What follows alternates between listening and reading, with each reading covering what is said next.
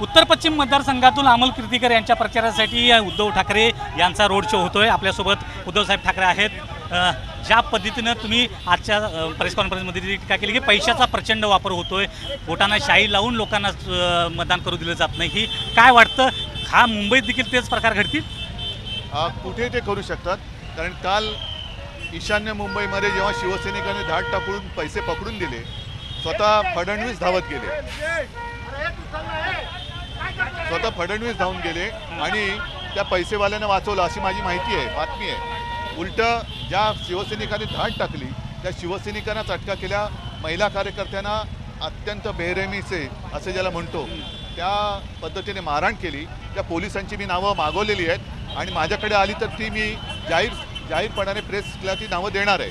आणि उद्या सरकार आल्यानंतर सुद्धा फडणवीसांच्या आदेशामुळे जे पोलीस वागतायत हे योग्य। अमृत नोनी गॅस्ट्रिन, अपचन, ऍसिडिटी, गॅस्ट्रबल ह्यापैकी तुम्हाला कुठलाही गॅस्ट्रिक प्रॉब्लेम झाला, उपाय एकच, अमृत नोनी गॅस्ट्रिन।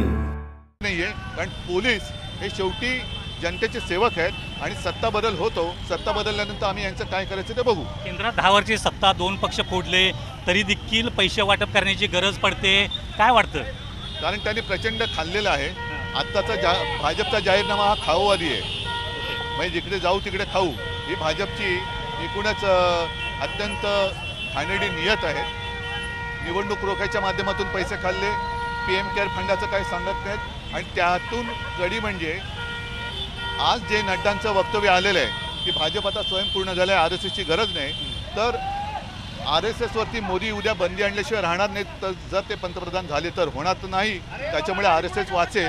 पण अदरवाईज मला असं वाटतं हे त्यांचे जे मनसूबे आहेत ते नड्डांच्या मुखातून बाहेर आलेले आहेत। तर मोदींचा हा एक जो मनसूबा आहे की गरज सोरो वैद्य मरो ही त्यांची भूमिका असते। जसं ज्या पद्धतीने ते आम्हाला नकली सेना म्हणतायत, तसंच ते RSSला नकली संघ आणि RSSवरती बंदी आणल्याशिवाय राहणार नाही, हा मला त्यांच्याबद्दलच्या त्यांच्या वागणुकीतून एक विश्वास वाटतो।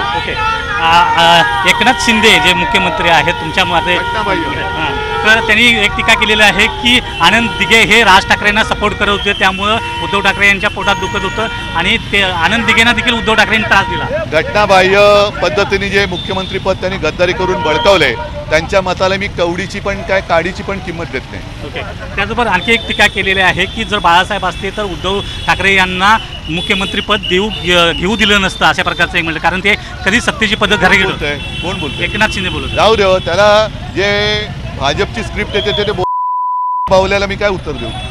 एकंदरीतच मिळणारा प्रतिसाद पाहता तुम्हाला काय वाटतं की तुम्ही म्हणता 48 जागांचा अनुमान केलेला आहे, देशभरातली इंडिया आघाडीची परिस्थिती काय वाटते? इंडिया आघाडी अजून काही ठिकाणचे मतदान व्हायचे आणि ज्या पद्धतीने भारतीय जनता पक्ष म्हणजे मोदी उत्तर भारतीयांवरती, जैनांवरती हल्ले करणाऱ्यांना बरोबर घेते, ते पाहिल्याबरोबर मुंबईतले उत्तर भारतीय आणि सगळीकडचे ते हिंदूच आहेत ना, ज्यांना तुम्ही मारहाण केलेली, जैनांच्या धर्मस्थळाचा अपमान केलेला, त्याच्यामुळे उत्तर प्रदेशमध्ये सुद्धा आणि मुंबईमध्ये सुद्धा भाजपचा सुपडा साफ होईल। एक शेवटचा प्रश्न की ज्या मतदारसंघात आपण आहोत ते वायकर या ठिकाणी, परंतु एक कल दिसून येते की ज्यांना तुम्ही दीर्घकाळ स्थायी समितीवर बसवलं ते सगळे अशा प्रकारे, हे मी जेव्हा आमच्या जवळ असतात त्यांना मी कुटुंबातले, माझ्या परिवारातले म्हणून मानतो।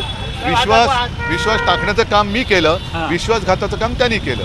आज अमोल कीर्तीकर हा माझ्यासोबत उभा आहे, अमोलवरती सुद्धा चौकशीचा फेरा किंवा चौकशीचं दबाव असूनही न वागता न झुकता अमोल समोर उभा आहे, कारण अमोलने काही गुन्हा केलेला नाही, ज्यांनी गुन्हा केला ते त्यांना शरण गेलेत। असे शरण गेलेले जे आहेत ते शरण गेलेत म्हणत आहेत। आणि एकंदरीत पाहिलं गेलं तर उद्धव ठाकरे यांच्या संपूर्ण आज लोकसभा जिथे जिथे दौरे आहेत त्या ठिकाणी तेजस ठाकरे देखील नेहमी राहिलेले आहेत। तेजस ठाकरे हे नेहमी पण कदाचित बोलत नाही आहेत कारण तिने तर आपण पाहिलं की तेजस ठाकरे देखील नेहमीच या संपूर्ण प्रचाराच्या दौऱ्यात उद्धव ठाकरे यांच्यासोबत राहिलेले आहेत। Video journalist Siddhesh Krishnat Patil, Zee media, Mumbai.